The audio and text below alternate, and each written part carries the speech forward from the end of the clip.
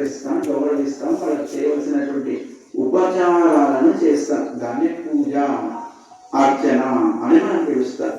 మరి భగవంతుడు కూడా అలానే కదా, ఆయనకి కూడా చక్కగా చేతికి నీళ్ళు ఇవ్వడం, కాళ్ళు కడుక్కోవడానికి నీళ్ళు ఇవ్వడం, ఆచరణానికి నీళ్ళు ఇవ్వడం, అలాగే నోరు కుట్టించడానికి నీళ్ళు ఇవ్వడం, స్నానానికి మనం నీళ్ళని సమర్పణ చేయడం, ఇలా ఒక్కొక్క సేవని ఉపచారాలని మనం ఈ పూజా కార్యక్రమంలో మనం జరుపుకుంటారు. మొదటిగా మనకి ఆలయంలో దీపం వెలిగించింది, మీ దగ్గర దీపాలు లేవు కానీ లోపల మన అందరికీ ప్రతీకగా అక్కడ ఆలయంలో దీపం వెలిగించింది కనుక మన మనస్సులో లక్ష్మీనారాయణని చక్కగా దర్శించాలి. ఇప్పుడు మనం ముందుగా ఆచమనం చేస్తాం మనస్సును పవిత్రం చేసుకోవడం కోసం.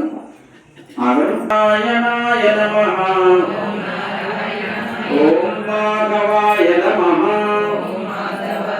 ఓం గోవిందాయ నమః, ఓం విష్ణవే నమః, ఓం మధుసూదనాయ నమః, ఓం త్రివిక్రమాయ నమః, ఓం వామనాయ నమః, ఓం శ్రీధరాయ నమః, ఓం ఋషికేశాయ నమః, ఓం పద్మనాభాయ నమః, ఓం దామోదరాయ నమః.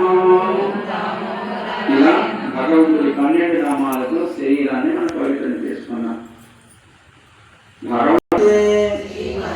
నారాయణాయ నమః ఆవాహయామి.